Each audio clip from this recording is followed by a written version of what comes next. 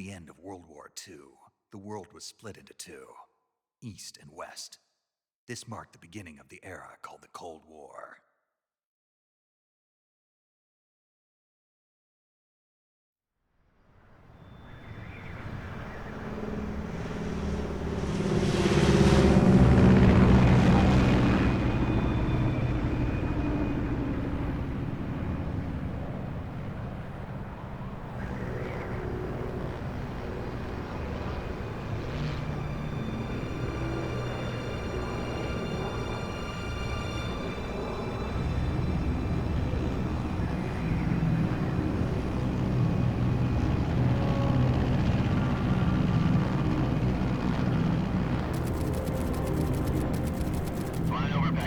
Altitude 30,000 feet. Approaching Soviet airspace. 20 minutes to drop off. Commencing internal depressurization. Equipment check. Arm main parachute. All right. You ready to go? Drop zone still showing a high pressure mass. Cav okay. Good. We've got high visibility.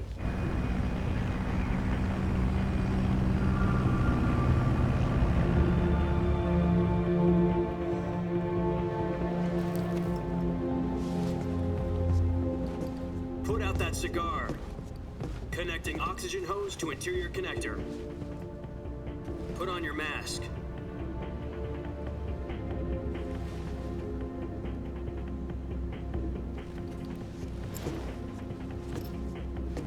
Does this panty waste know what he's doing? Approaching release point. 10 minutes to drop off. Hey, are you deaf? He said put out the cigar and put on your mask.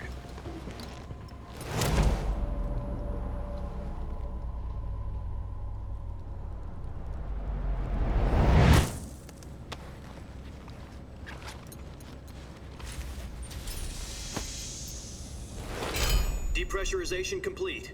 Checking oxygen supply. 6 minutes to drop off. Opening rear hatch.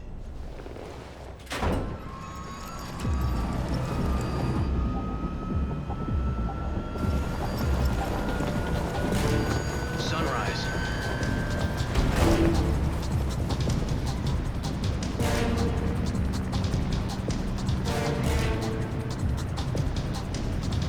External temperature minus 46 degrees Celsius.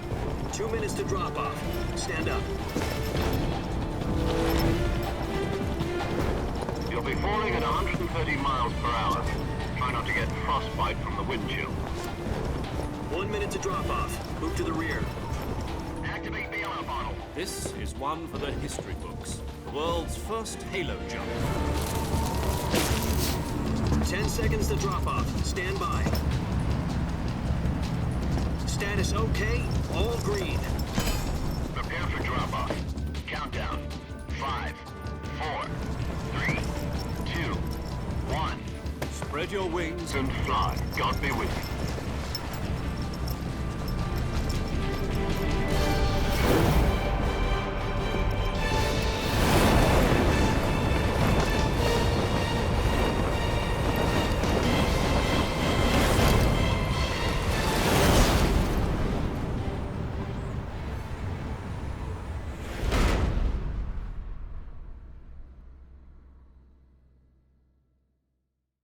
Jack, I've got some important news.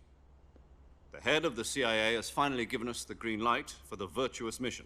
Virtual mission? No, the virtuous mission.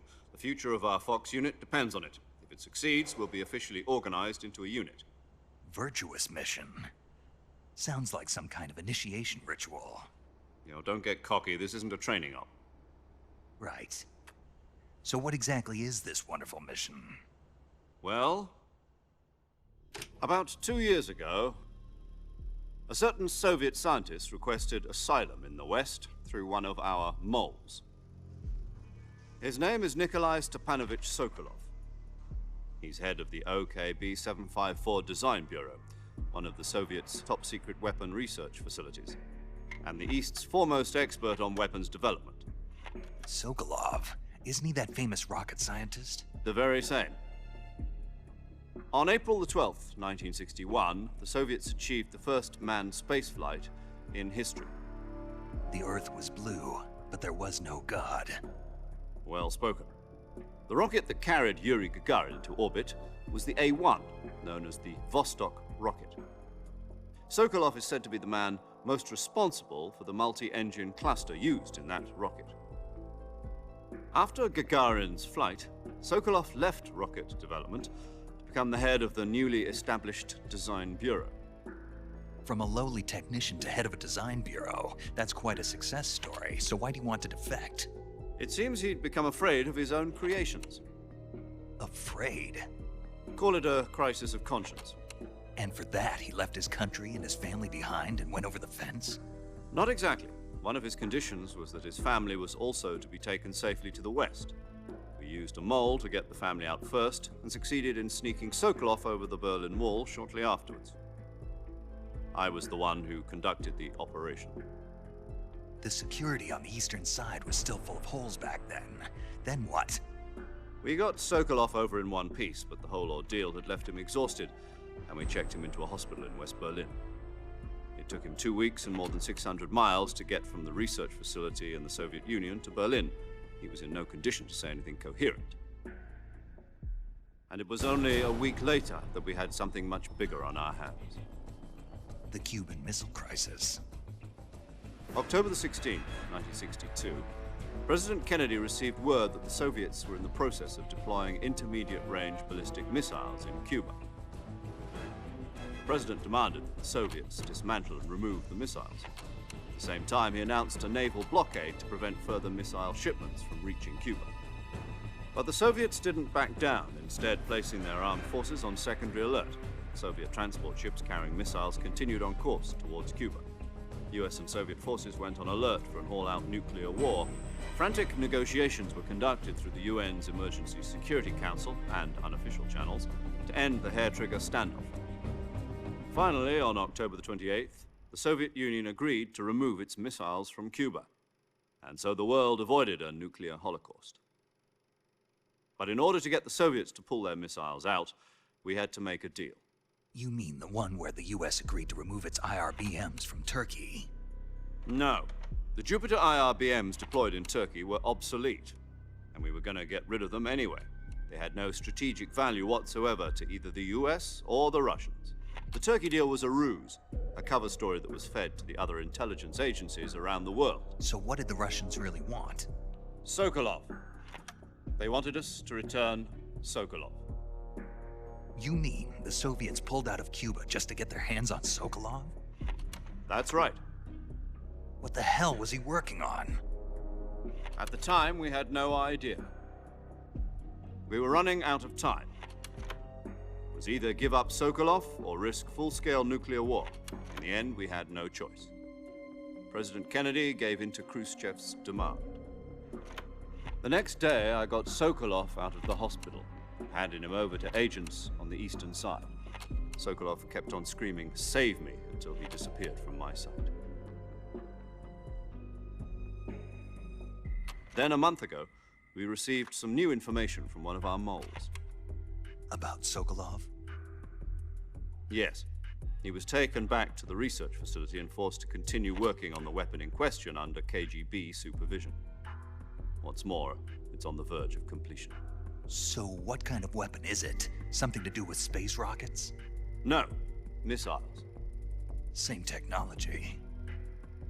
I guess you're right. We don't know the details, but it appears to be a new kind of nuclear device. For half a year now, the Soviets have been conducting frequent nuclear tests at Semipalatinsk. Something to do with the weapon, I assume. We're talking about a secret weapon so big that Khrushchev was ready to pull out of Cuba to get it back. Is Sokolov still in the facility? No. According to our intelligence, he's in Selinoyarsk, a place in the mountains about 3 miles to the west that's known as the Virgin Cliffs. The Virgin Cliffs. Nice name for a virtuous mission.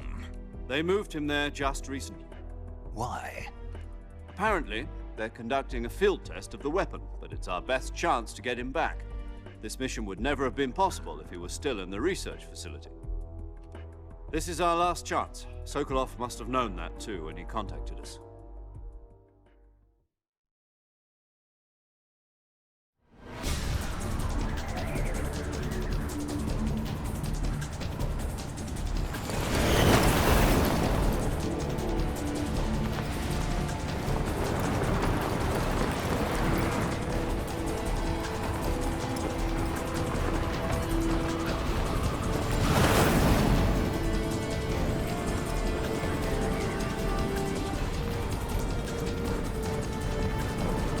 Listen up, Jack. Your mission is to infiltrate Selino Yask in the Soviet mountains, ensure the safety of Sokolov, and bring him back to the West.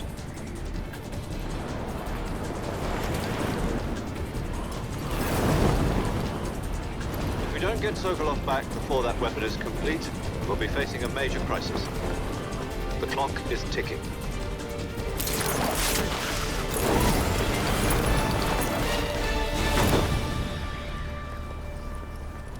Once we've confirmed the rescue of Sokolov, stand by at the recovery point. A recovery balloon will be dropped at that point. Helium will be pumped into the balloon to inflate it. The process takes about 20 minutes. Once it's complete, the gunship's arm will latch onto the balloon and pull it up. The Fulton surface-to-air recovery system. I'm familiar with the theory. Take it easy. It's been combat proven. Do you think Sokolov is up to it? The shock will be less than during a parachute jump, and the arm can handle up to 500 pounds.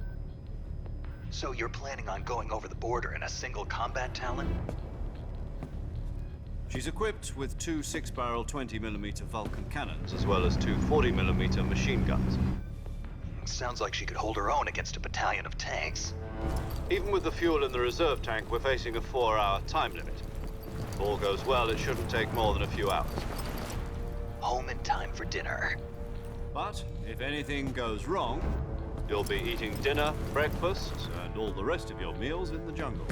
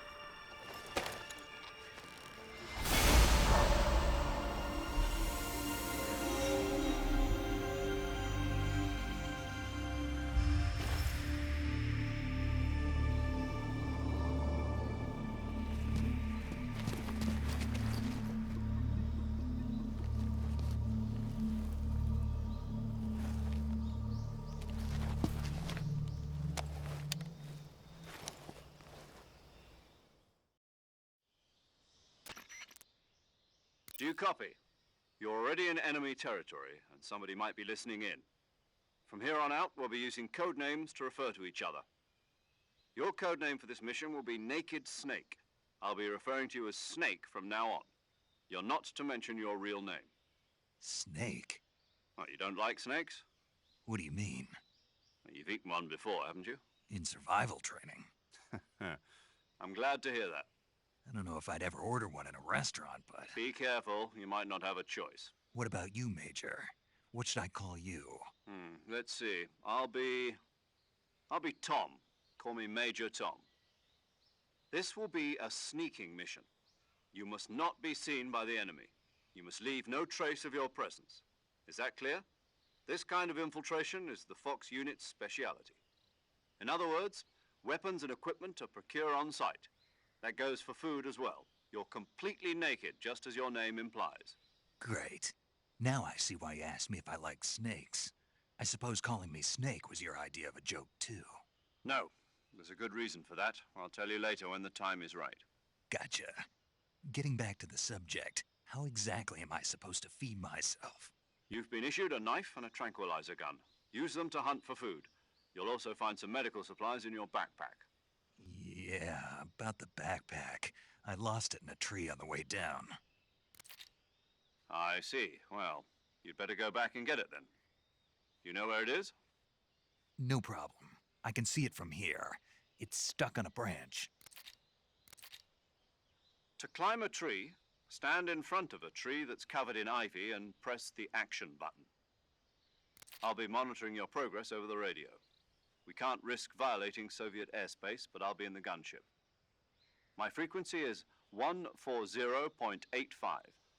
I'll give you a call if I need to talk to you. If you need to talk to me, use the send function. Okay, Snake, go get your backpack.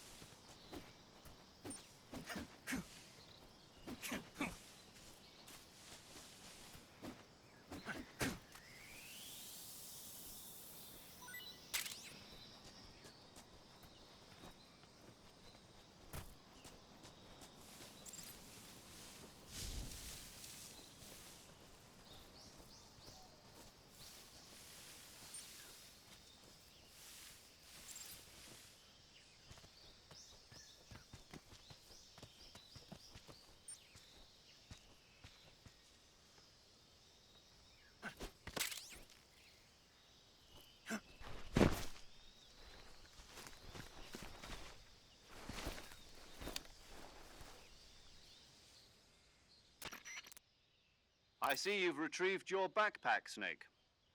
To equip a weapon, it's necessary to take it out of your backpack. In the survival viewer, choose Weapon from the backpack. Your available weapons will be displayed in a list on the screen.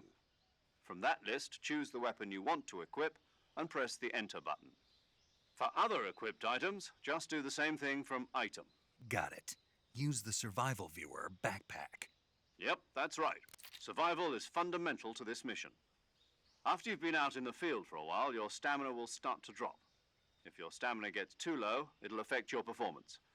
You won't be able to shoot accurately, for example, and your wounds won't heal as smoothly. Keep an eye on your stamina so you don't run out. To recover lost stamina, you can hunt for local flora and fauna. You can use either your tranquilizer gun or your knife to hunt. My only weapon is a Mark 22 Hush Puppy tranquilizer gun? That's right. It's been fitted with its own suppressor. However, the suppressor will deteriorate every time you fire. Once its durability reaches 0, the noise suppression effect will be gone. So don't get too trigger happy with it. The suppressor's durability is shown in the icon. Any weapons and equipment beyond what you're carrying now, you'll have to find as you go. I have to find my own weapons and equipment? Whose crazy idea was this anyway? Solo covert actions are standard Fox operating procedure. You can't leave any traces of your presence. No weapons, equipment, footprints, sweat, or bodily wastes. The same goes for bullets and cartridges, too. Your presence in enemy territory is already a violation of international conventions of warfare. There aren't supposed to be any American soldiers in Russia. It could spark an international incident. You can't let anyone see you. You can't let the enemy know you're there. This is a stealth mission. You're a ghost, Snake, in every sense of the word. And there'll be no rescue if you're captured. The military and US government will deny any involvement in the affair. Then I'll just have to take care of myself, huh? I'm afraid so. You've been given a fake death pill for that purpose. SIS guidelines stipulate that soldiers on covert ops like this one be issued a potassium cyanide capsule. Tape it to your body so you can take it when you need to. How generous of you. Use it if you're taken prisoner by the enemy. It'll send you into a state of false death for a short time. Fooling them into thinking that I'm really dead. So how do I come back to life? Just take the revival pill. You mean that thing they put in my tooth before the mission? That's the one. But be careful. If you remain in a state of false death for too long, nothing will be able to bring you back. Remember that. I'll keep it in mind. You said this was a solo mission, right? Right. I guess that means I can't count on any reinforcements. Correct. The mission rests entirely in your hands. A real one-man army. Relax. There's a support team ready to back you up over the radio. Who? I'll introduce them to you. This time, survival is of utmost importance.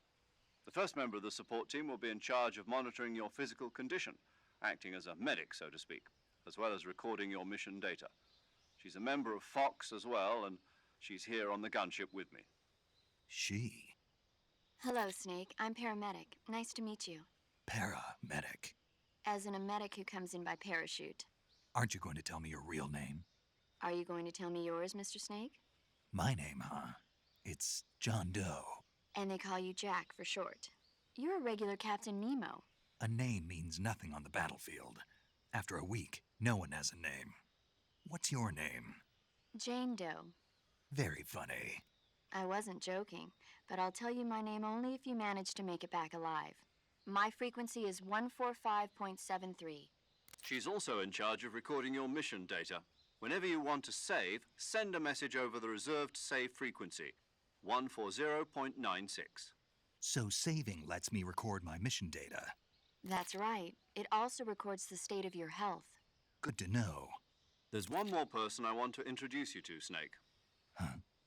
Speaking of snakes, you remember the boss, don't you? A legendary soldier and your mentor. Actually, it was the boss that got the DCI's authorization in the first place. She's going to be serving as Fox's mission advisor. The boss is? She also helped me plan this mission. She and I were at SAS together. Jack, is that you? How many years has it been? Boss? That's right. It's me. Talk to me. Let me hear your voice. It's been 5 years, 72 days, and 18 hours. You've lost weight. You can tell just by the sound of my voice. Of course I can. I know all about you. Really? Well, I don't know anything about you. What's that supposed to mean? Why'd you disappear on me all of a sudden? I was on a top secret mission. You didn't need me anymore. But there were still so many things I wanted you to teach me. No, I taught you everything you needed to know about fighting techniques. I taught you all I could. The rest you needed to learn on your own. Techniques, sure. But what about how to think like a soldier? How to think like a soldier? I can't teach you that. A soldier needs to be strong in spirit, body, and technique. And the only thing you can learn from someone else is technique. In fact, technique doesn't even matter. What's most important is spirit. Spirit and body are like two sides of a single coin. They're the same thing. I can't teach you how to think. You'll just have to figure it out for yourself. Listen to me, Jack. Just because soldiers are on the same side right now doesn't mean they always will be. Having personal feelings about your comrades is one of the worst sins you can commit. Politics determine who you face on the battlefield. And politics are a living thing. They change along with the times. Yesterday's good might be tomorrow's evil. Is that why you abandoned me? No, it had nothing to do with you. I already told you, Jack. I was on a top secret mission. A soldier has to follow whatever orders he's given. It's not his place to question why. But you're looking for a reason to fight. You're a natural-born fighter, but you're not quite a soldier. A soldier is a political tool, nothing more. That's doubly true if he's a career soldier. Right and wrong have no place in his mission. He has no enemies and no friends. Only the mission. You follow the orders you're given. That's what being a soldier is. I do whatever I have to get the job done. I don't think about politics. That's not the same thing. Sooner or later, your conscience is going to bother you.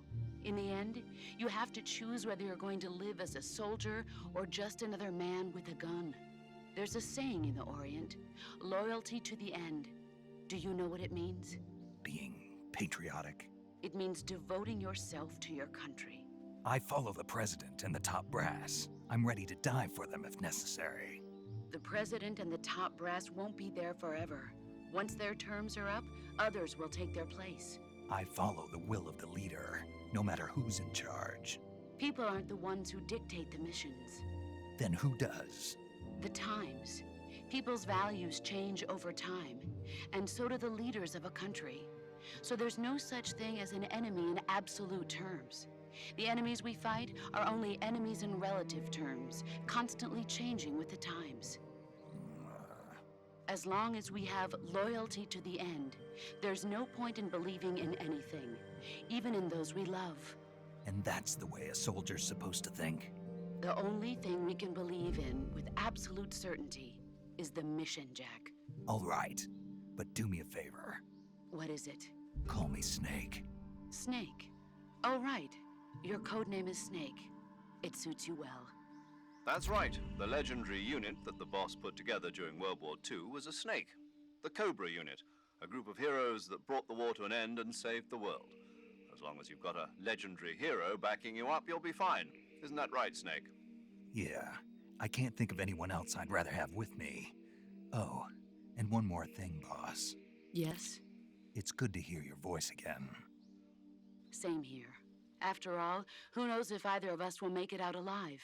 Snake, you are always best at urban warfare and infiltrating buildings. But this is the jungle. Survival is going to be key. Those CQC techniques I taught you are sure to come in handy. CQC? Close quarters combat, huh? I've been in the Green Berets for the past few years. I'm probably pretty rusty. Not to worry. I'll be here to help you remember. After all, this is your first actual survival mission. I'll be supporting you over the radio. Where are you, boss? Next to the Major? The boss is communicating with us by radio from aboard a Permit-class submarine in the Arctic Ocean. My frequency is 141.80. Call me if you need my advice on battle techniques. Gotcha. Your mission is to retrieve Dr. Sokolov. Dr. Sokolov is being held in an abandoned factory located to the north of your current position. Avoid heavy combat and don't let anyone see you. Don't forget that this is a stealth mission. Snake, try to remember some of the basics of CQC.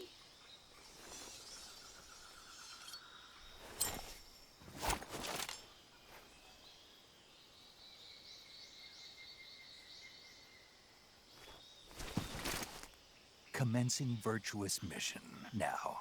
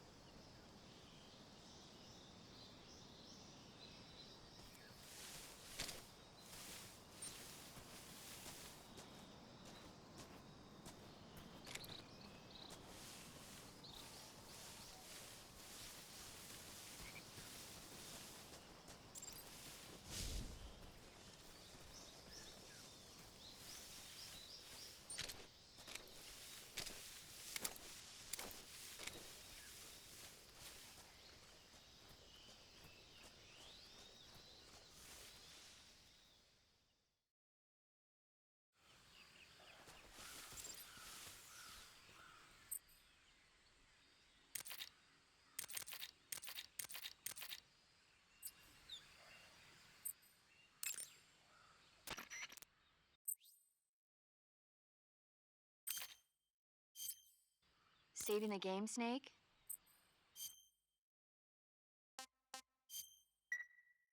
Hey, Snake, you ever heard of Godzilla King of Monsters? No, what is it? It's a movie. You haven't seen it? Nope. It's about this monster called Godzilla, who grows to an enormous size in a nuclear test and goes on a rampage in Tokyo. Nuclear test, huh? Then the Marshall Islands must be crawling with giant monsters right about now. It's just make-believe. Maybe that's why my pants have been so tight lately. Snake, it's a movie, not a report out of Los Alamos. I know. So then what happened? Godzilla is immune to all weapons, and humanity has no way to stop the monster. Dr. Shirazawa develops a new type of weapon, but meanwhile Godzilla is getting closer and closer to Tokyo, obliterating everything in his path. It was originally a Japanese movie, but they made an American version too. I recommend seeing the original Japanese one if you ever get the chance. It's mostly mindless fun, but it's also got a serious anti-nuke message as well. Where can I see the original? You'll just have to go to Japan. Really? That's too bad. If you wait 40 years, you might be able to see it in America too. It might even win awards all across the globe in 60 years. Why's that? 2024 will be Godzilla's 70th birthday. You think they're still going to be making Godzilla movies then? Of course. Everybody loves Godzilla. You sure know a lot about movies. I don't suppose you're the movie-watching type, are you? Not really. Okay, then I'll tell you everything I know. When the going gets tough, movies can save your life.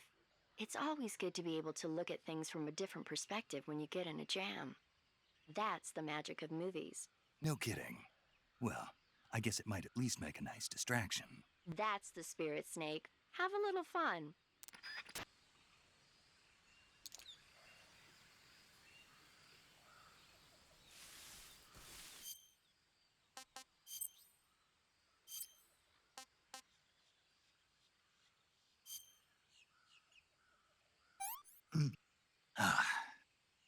Tasty.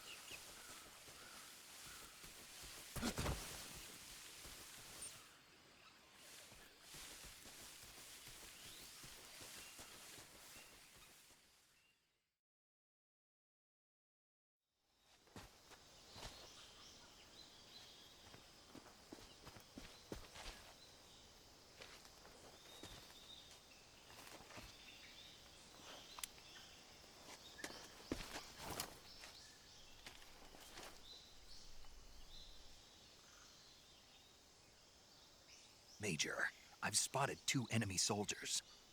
They're probably KGB troops sent to guard Sokolov. AK-47s and grenades.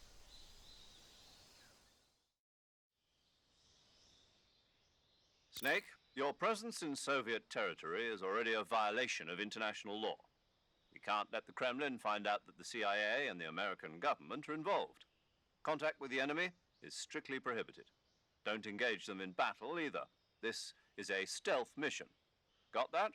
The Major is right. The point of this mission is to sneak through the jungle without being seen.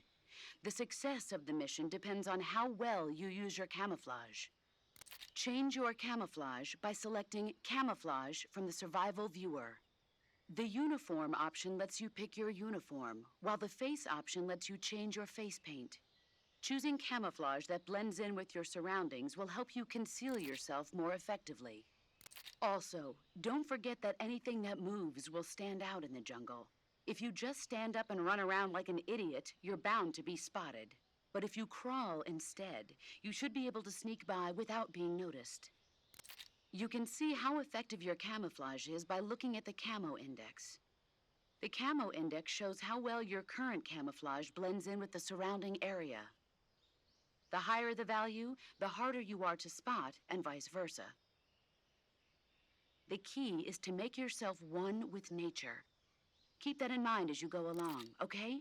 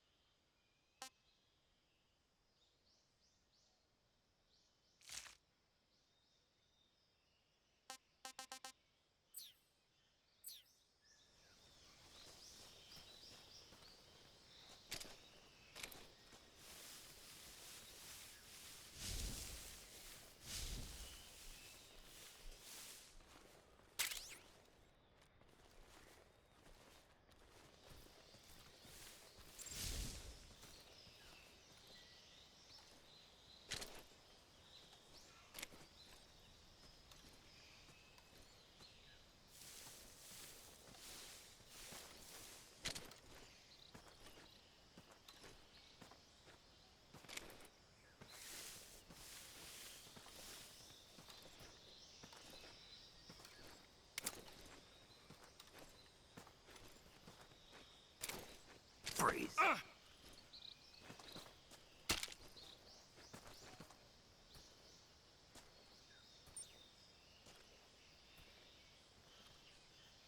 No, wait!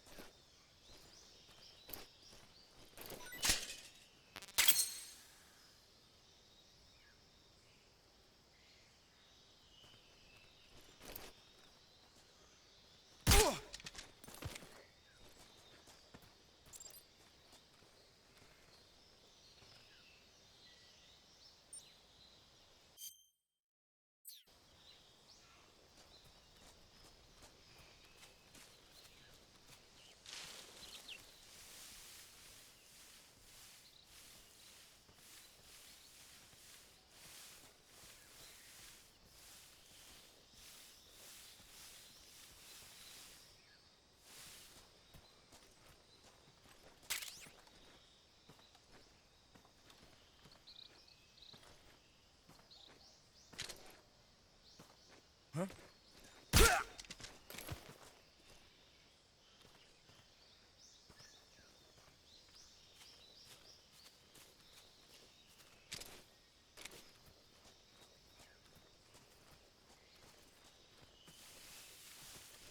Freeze.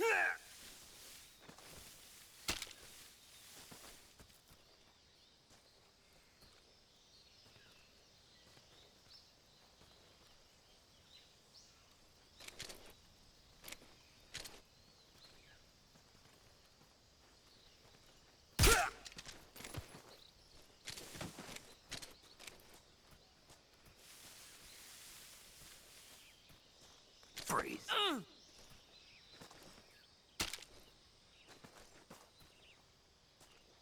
Don't...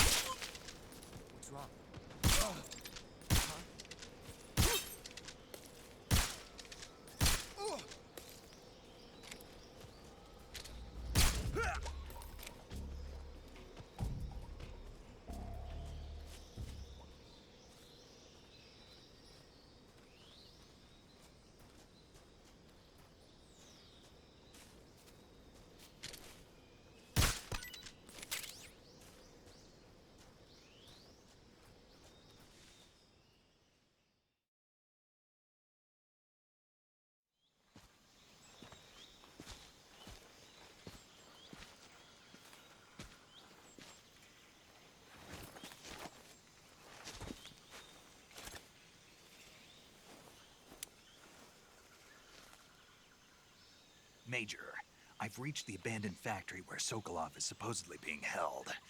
This place is a dump.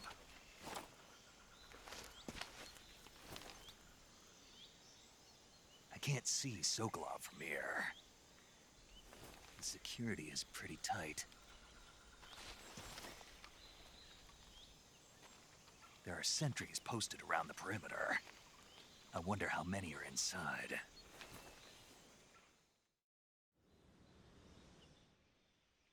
Your objective, Sokolov, is inside the factory. They should be holding him in a room in the northeast section. Northeast section. Got it. Be careful.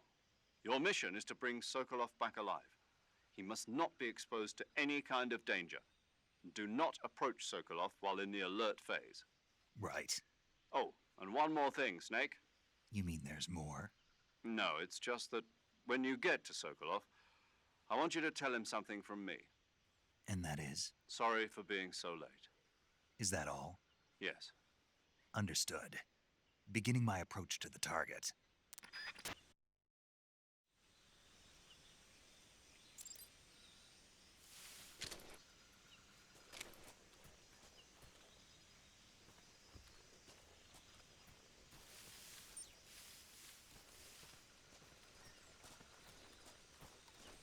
Freeze.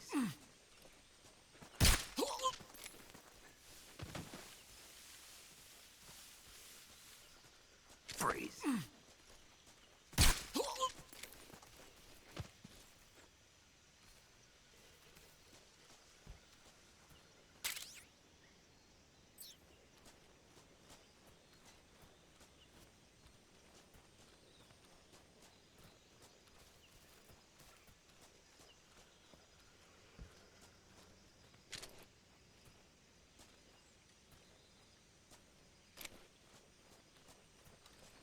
Freeze.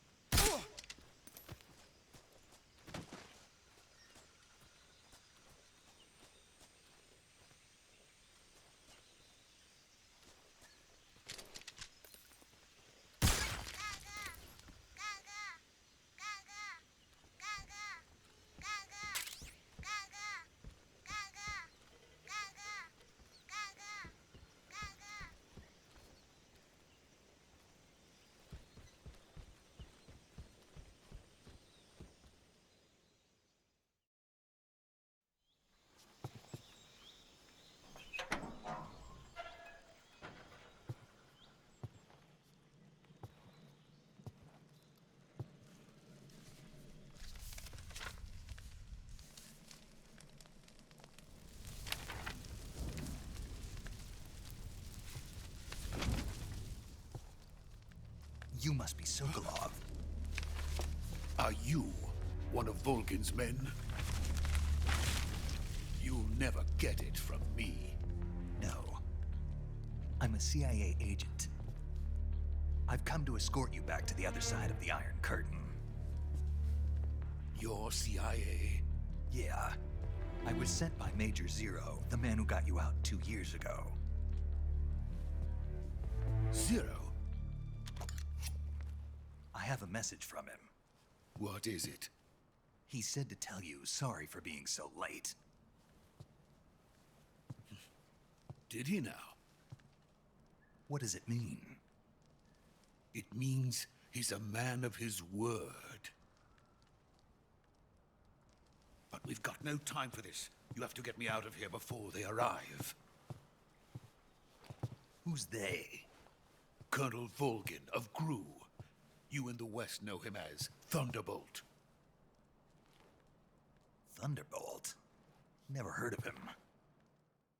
He's a member of the Army's extremist faction, a man who seeks to seize control of the motherland. Ever since the Cuban Missile Crisis 2 years ago, Khrushchev has been pursuing a policy of peaceful coexistence with the West. Despite resistance and criticism from hawks in the Army and the provincial authorities, Khrushchev has managed to suppress the opposition so far.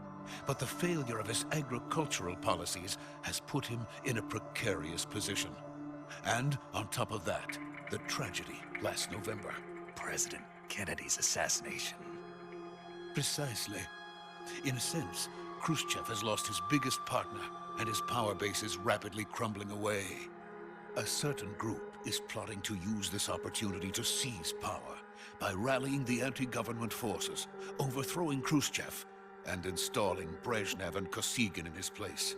The mastermind behind this plot is Colonel Volgin of the GRU. He has control over another secret weapons research facility much like this one, OKB-812, known as the Granin Design Bureau, and is using it to further his plans. But that is not enough to satisfy him. Now he's plotting to seize the secret weapon I have been developing here and use it as leverage in his bid for power.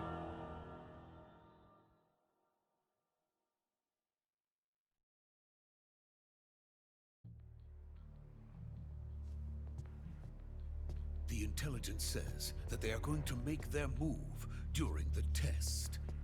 Then, the soldiers outside. Exactly. They wouldn't need that many men just to keep me inside. Their orders were to prevent Colonel Volgin from capturing me. Even if it meant killing me in the process, or so it would seem.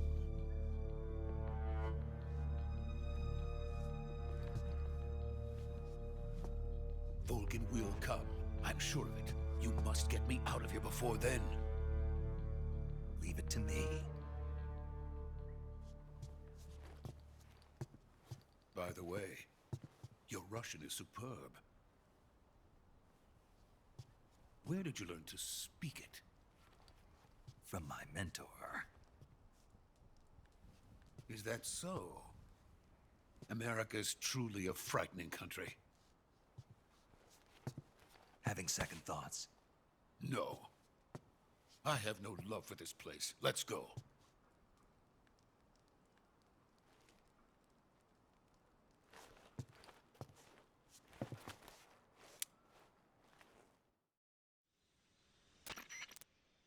Major, this is Snake. Sokolov is safe with me. He's doing fine. No injuries. Good work, Snake. Now hurry up and get Sokolov to the recovery point. We'll rendezvous with you there. Roger. What about the sentries? No one spotted me. I see. What about the boss? We lost contact with the boss some time ago. What happened? It's probably just a weak signal. Just hurry and get Sokolov out of there.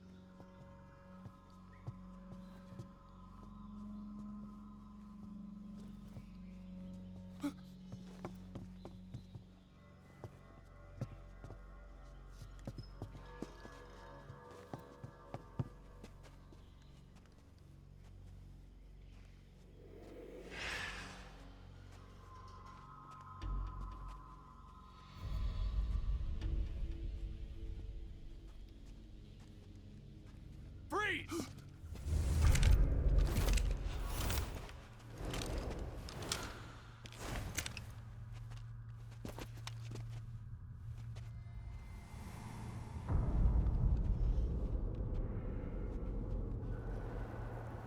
So this is the legendary boss. Huh?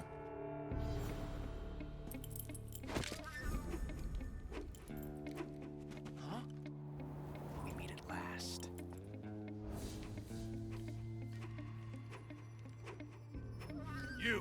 You're from the Ocelot unit of Spetsnaz. Huh. What's a crew soldier doing here? Soldier?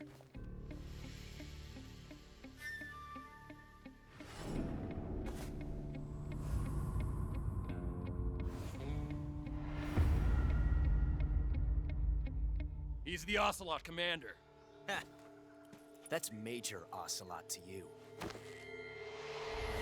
Don't you forget it.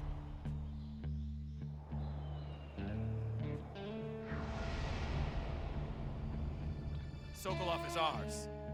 Now get out of here. And Ocelot never lets his prey escape. What?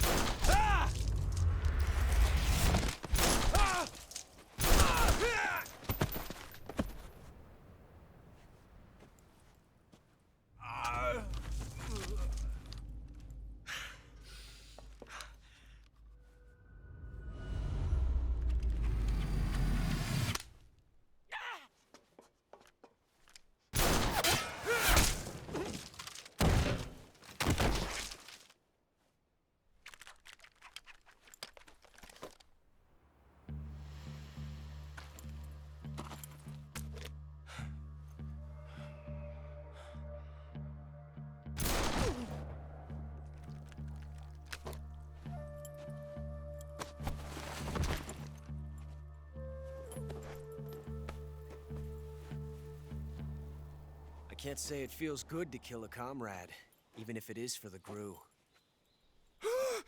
Sokolov, take cover. Huh.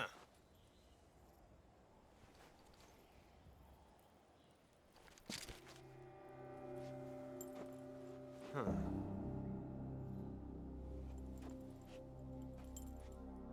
You're not the boss, are you?